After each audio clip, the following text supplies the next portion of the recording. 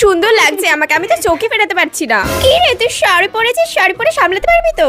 হ্যাঁ, শাড়ি পরে সামলানো কোনো বড় ব্যাপার নাকি? তুই কেন কুর্তি পরেছিস? শাড়ি পর যা। ঠিক আছে দেখবো খানে। শাড়ি পরে আমার সুন্দর লাগছে বলে সবাই জ্বলছে। সবাইকে বড় বড় কথা বলে শাড়ি তো পরে চলে আসলাম, কিন্তু সত্যিই তো এবার প্রবলেম হচ্ছে। শাড়ির আঁচলটাও ম্যানেজ করতে পারছি না, চুলটাও খারাপ হয়ে গেছে। দূর চাতে আমাকে দেখতে আর ভালো লাগছে না। হাফ রাস্তা আসতে না আসতে এই অবস্থা, জানি না আজকে সারাদিনটা কি করে কাটবে। এ বাবা, এত জল কাদা কেন হলো? আমি শাড়ি পরে আসলাম আর আজকে বৃষ্টিটা হতে হলো। এবার আমি কি করে যাব? ধুর ব্যাং, চল আমি তোকে নিয়ে যাচ্ছি। শাড়ি পরে যেন হাতটাও পাচ্ছে না। ও ফাইনালি অনুষ্ঠান বাড়িতে আসতে পারলাম, এবার যাই। ওরে বাবা রে, এখনই তো শাড়িটা পেঁচিয়ে পুরো মুখ থুবড়ে পড়তাম, দাঁত কপাটি সব ভেঙে যেত আজকে আমার। কেন যে শাড়িটা পরে আসলাম, আমি তো শাড়ি পরে সামলাতেই পারছি না।